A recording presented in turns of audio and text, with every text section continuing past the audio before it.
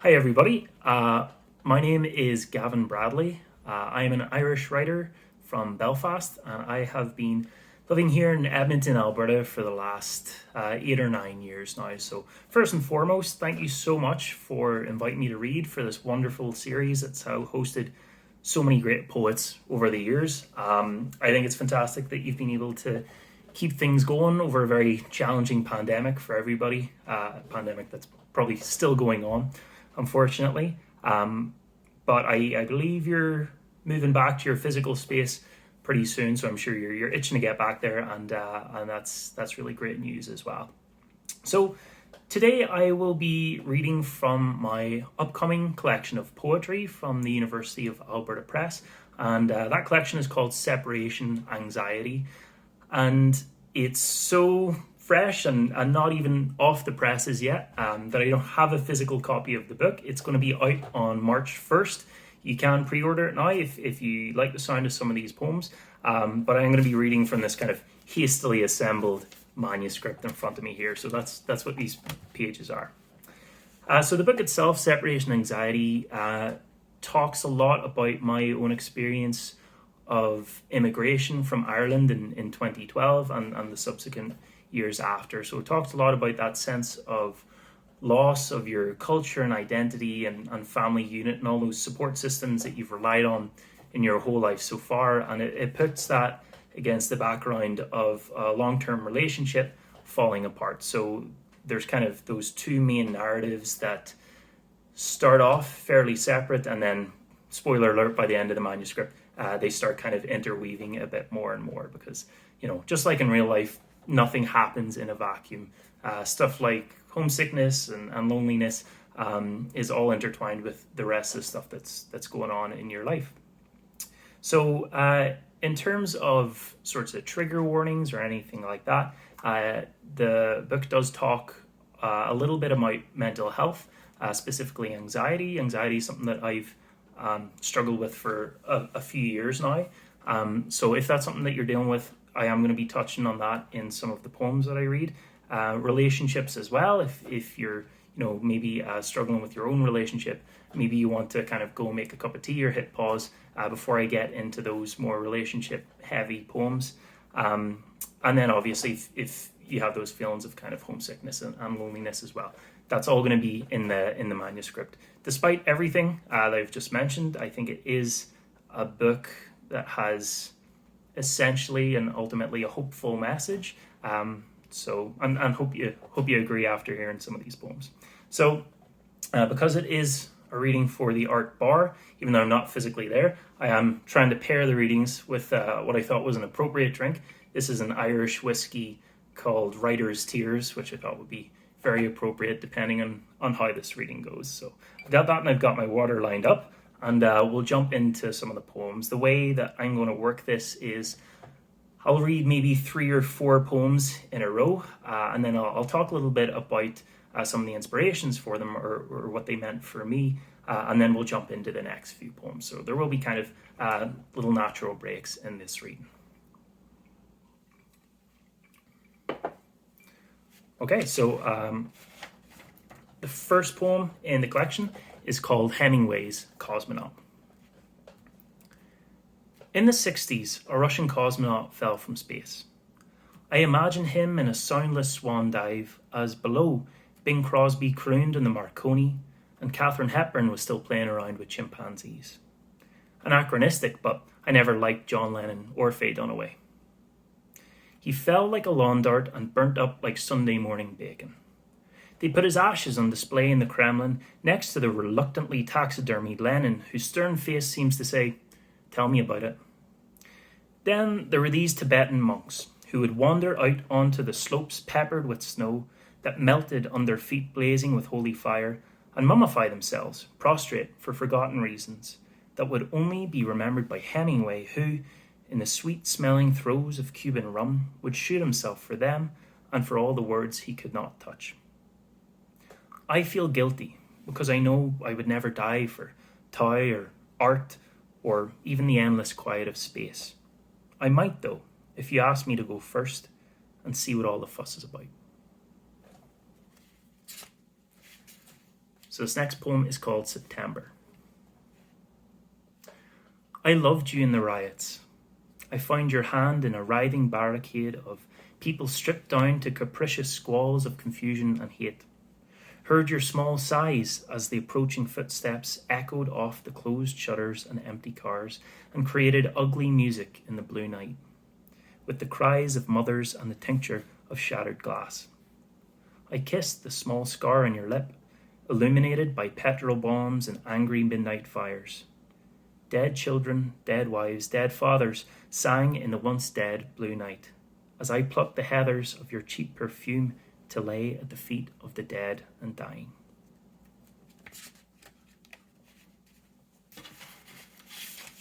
So this next poem is called Eating Our Words, and it plays a little bit with the language that I am kind of accustomed to back home in Northern Ireland and some of the different language that we find here. Peel your husk back, let me swallow your vernacular. The dirty rhymes you picked up off the stones or from your granda's lap. Boys a dear, come over here and give us a wilier whist. How does that end again? But never mind. Tonight we will have a feast of words. We will dine on patchwork tongues and shovel down song stew that sticks to our ribs and larynges, like your granny told you chewing gum would, should you keep gulping it like that. You'll ruminate for hours, digesting the indulgent cuts of my half-imagined slang, guttural Belfirstian. You can smell the lagging on my breath, taste the resin of war murals on my lips.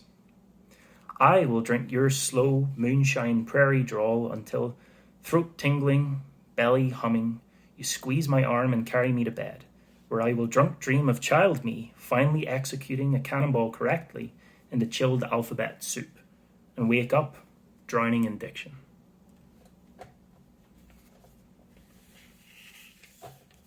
And so the last out of this first kind of quartet is called Strange Kettle of Fish. And that was actually going to be the name of the entire collection, but I thought that nobody would know what the book was about if I called it that. Strange Kettle of Fish. You're a strange kettle of fish, you tell me. And if you look closely, I'm sure you can spot rainbow scales refracting, boiling and bubbling in my Chisin Shoyu Chen, alongside the perfect koi, the venomed spines of puffers and the stony ganoids of agar. Even my tongue is rough, barbed with Velcro, and words are pinned to my throat by sharp pharyngeal teeth, so they don't escape when I open my mouth and get carried away. But I can see the goldfish circling and glistening in your ponds, winking brittle sunlight, momentarily illuminating the low-lying moray eels lurking in your shallows. The stingrays and remoras hanging on every word and shaking with energetic vibrato as I set you on the stove. Sure, doesn't the sieve chide the needle for the hole in its tail, and doesn't the pot call the kettle black? So those first four poems, they are the first four in the collection, and what I was hoping to do with them was capture some of that kind of beautiful naivety that we all have at the start of relationships and the start of any sorts of journeys, where it's this organized chaos of countless possibilities, but you're jumping in anywhere and you can only see the good things there. Something I did, or I tried to do as much as possible, especially in those last two poems, and I do that throughout the collection, is weave some Belfast-specific slang and Belfast vernacular into the poems, because I really love the sound of those kind of old folksy sayings next to, quote-unquote, more poetic language. So a couple of the lines in there that boys a dear, come over here and give us a wilier whist, are directly stolen from my grandparents. My granda says that every time there's a break in conversation. And there is an end to that little rhyme that's slightly rude, and a bit of homework for after watching this video is you can go look up the rest of it. So these they were sorts of relationship poems. I said it kind of goes back and forth in the collection. The next four are what I think of as Irish poems, or poems dealing with those memories of back home and that kind of sense of leaving home. So I'm going to read four more poems here, and then we'll do another little chat. So the first one is called Although I Can See Him Still, and those of you who are Yeats fans will recognise that title from one of his poems. When Yeats came to Connemara, searching for the true west of Ireland, he found it the true west, with the drunkards in their taverns, the fishermen smelling of kelp, the washerwomen rough with work, and all of them teeming with life. When I came to Galway for the drunkards and the fishermen and the washerwomen, I found the body of a dog, a retriever, left alone on the stony beach. Its chest was exposed, its jaw unhinged pathetically, its eyes rolled towards heaven, and its back was broken across the grey needles of Connemara slate. That same year, on the east coast of America, we passed a body on the highway, dignity covered with a thin white sheet, the ambulance lights flashing noiselessly so as not to wake the dead. Except the body was so large that bits of dignity protruded from underneath and prompted outraged blasts of horns from the slowing traffic, bugling the last post for decency. In the steakhouse that night, people would tear into pieces of dignity, blue rare, and mop up juices on their lips with tiny white sheets. I hope they find me as a dead dog, sucked up by the Atlantic surf and back broken across the grey needles of Connemara slate, where even the dead are teeming with life.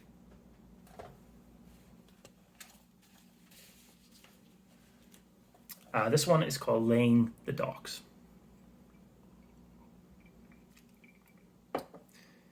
It became a task for the men and for the boys. The ones who were still pink-eyed from the night before would claim their place in the water first, half submerged, backs baking like lizards, toes curling to find the moon-worn smooth of the pebbles, and relay instructions. Rivet, board to stand, stand to bedrock, with mystical competence and the gravity of astronauts. The boys, wanting to be men, would carry the boards too fast, freckled, sinewy limbs straining for adulthood, tearing skin or rusted nails, filling fleshy palms with petty splinters, and stealing warm sips of beer with clumsy tact, before tossing them to the approving engineers in the water. Sure, hadn't they done it themselves when they were lads? Sometimes you would get a board that, because of the mischievous crescent called tides, would detach and drift away, and the youngest of the boys would be sent out beyond the shallows to where their feet stretched down vainly like Adam's finger, feeling for the last of the stones, and have their face stung by a wave. Then all the older men would laugh and drink and say to the boy and his red cheeks that when he was their age, he would be happy to still be tasting the salt. This next one is called Brian, and it is a poem written for my grandfather. My grandfather drank vinegar when he was young and buttermilk when he was old. For everything in between, there was brine. Gargled over raw tonsils and poured over fussing heads of matted curls. Scrubbed democratically over old boot leather and the good table linen. Brine was his great leveller, a holy water prescribed for bloody knees and scraped elbows. If it stings, he'd say, you know it's working. To fetch it, he pilgrimaged like Ponce de Leon to the edge of the Atlantic, once encountering a Portuguese man-o'-war who left him with an Iberian kiss on his heel and an improbable tale for his grandchildren.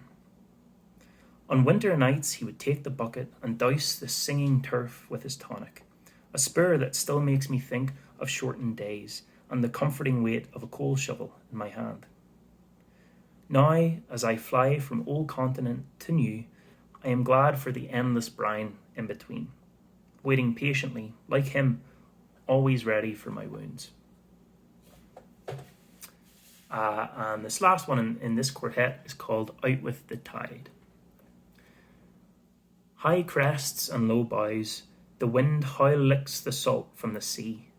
Free the load and tie the rigging down. I am worn sad and thin by the strangeness of me. The albatross, aging gulls, tired plough a course above the pallid blue. Brief shadow puppets on a benthic floor. I am worn sad and thin by the strangeness of you. Rotted boats, splintered oars, cast soul-empty nets aside. There is no catch here to be hauled. I am worn sad and thin by the strangeness of our goodbye. So those four poems obviously all deal with the ocean and the coastline in a big way. I think, as an Irishman, it's my right to write as many ocean poems as possible.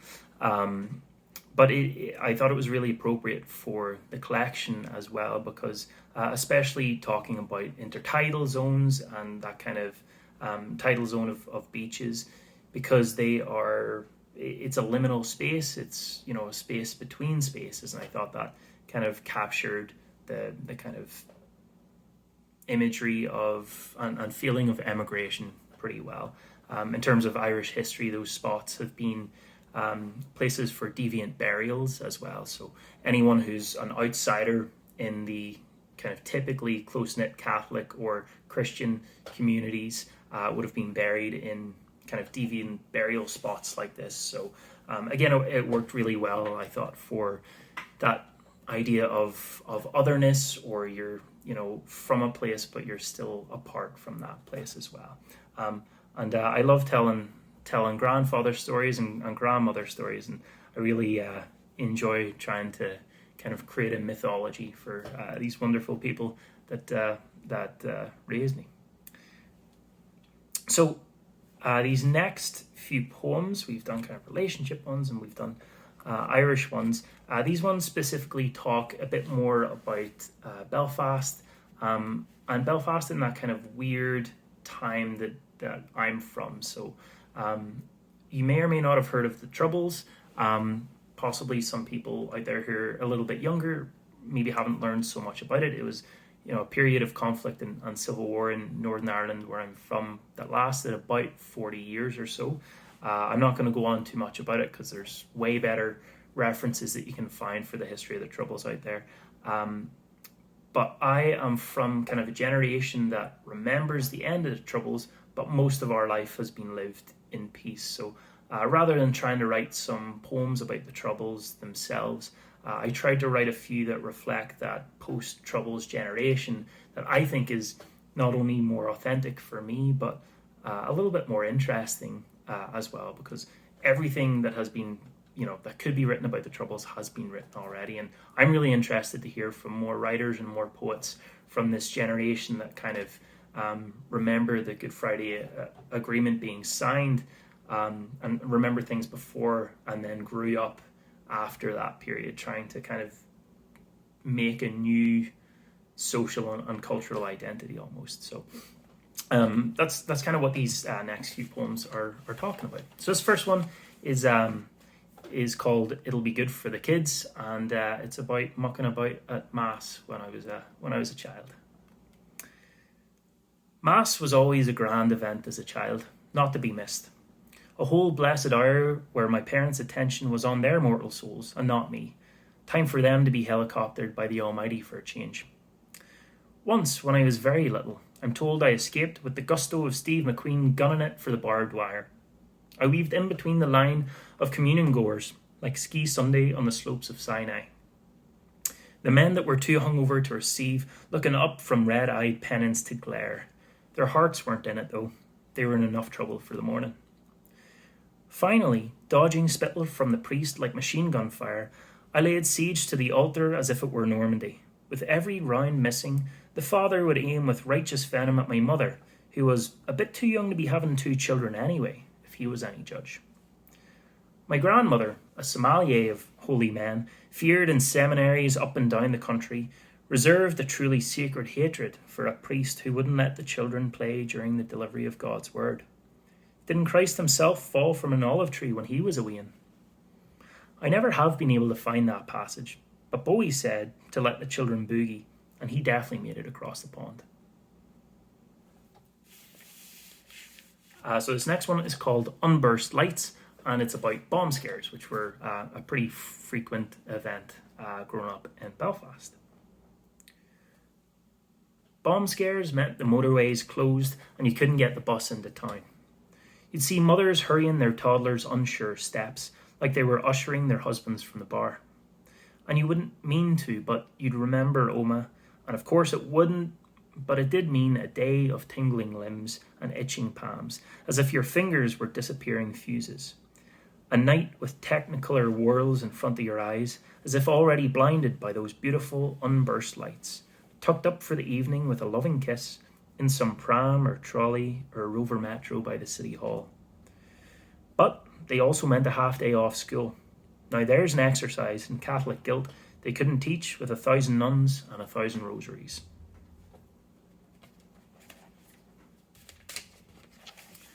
And so the last one in this little part of the collection is called the liminal sorts. Around here we live for the dead. We share our blood, cells, minds with ghosts in bell-bottom jeans and corduroy jackets. We share our throats with the voiceless, the teeming dead, buried and left in the cool, noiseless earth. Around here we listen for the dead. We follow the pulsing, swelling tides of history, cock an ear to internal squalls of familial hurts, toss our sticks into angry rivulets, and watch as they catch and turn in the eddies. We cast lots by the pricking of our thumbs, the warmth of the wind, the petrichord hanging over the graveyards, and the rhythms of war chants beaten on coffin lids. One day, I'll go to Omagh and Long Kesh, the Bogside and Birmingham, and fill my pockets with the rubble so the dead may walk with me. And the lot of them, the liminal sorts, lacking their normal insouciance, will stop on their way to heaven or hell, cries drifting through the streets, like the burnt scents of funeral tallows. Your brother is gone, let him lie. Your sister is gone, let her lie. Let them all lie and wait for the rest of us. Yeah, so as I mentioned, a lot of poems there dealing mostly not about the Troubles and sort of that Belfast and Northern Ireland that I grew up in, but of moving away from that and that kind of unique experience of being born into the tail end of a conflict like that, and then growing up with sort of that uneasy piece. Thankfully things are so much better back home now, but there's this, a couple of generations of people that are still dealing a lot with kind of trauma from the Troubles. And then, like I said, this kind of generation of sort of my age people who came at the tail end of it and are dealing with that kind of strangeness of moving out of it. So these next few poems, I think we have maybe time for four or five more. They again are dealing. This is maybe still those Irish or emigration style poems, and then we'll move into a couple of kind of relationship ones to finish off with. So this first one is called Dead Language, and another sort of trigger warning. If you have the kids watching or the kids are in earshot, there is some bad language and some rude words in this, rude body parts, I guess. They're not actual swear words, but so fair warning. There's some swearing and some body parts in this next poem. Dead language. The Irish have plenty of words. Mostly they mean cock or vagina or fuck. The lapsed Catholic lexicon is lagomorphically populated with profane adorations of what our parents called sin. Still, I have no language to explain how, from a distance, Mount Errigal looks like Kilimanjaro, how, with a bit of blush in the right light, the foil could pass for the Seine, the lagan for the Danube. How, by the moon, in all dead tongues and cadences, your words could be mistaken for air, mine for rain. So Mount Errigal is a mountain in Donegal. The foil is the river in the city of Derry, and the lagan is the river in the city of Belfast. This next one is called Birds of Paradise. I can't fly home for the funeral, and my mother understands. I have to teach, and now that he's gone, the age of pilgrimages is over. That day, as they lower him down, like they would my grandmother a month later, a student told me that I reminded them of a bird of paradise because I seemed sad and far from home. You see, when the Spanish found them and sent them back to Madrid as bullion, boxed up with walnuts and spices, they wrote stories about the colourful birds that belonged to heaven, whose feet, Christ-like, would be raised by angels before they touched the ground, who never landed, never truly landed. And I wish to God that I'd never taught her that, and that she called me something more cliched, a bluebird or a nightingale perhaps. Anything but a bird living in air, anything with a home.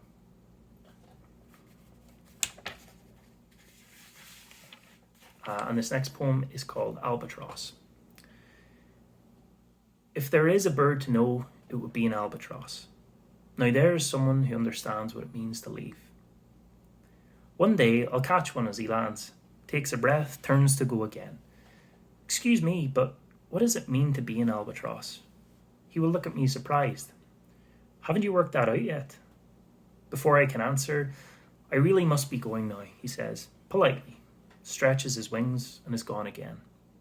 Not a bent blade where he landed, not a mark to show he belonged anywhere but on the wind. I suppose it's just as likely that we'll be remembered for ourselves and not the spaces we leave behind.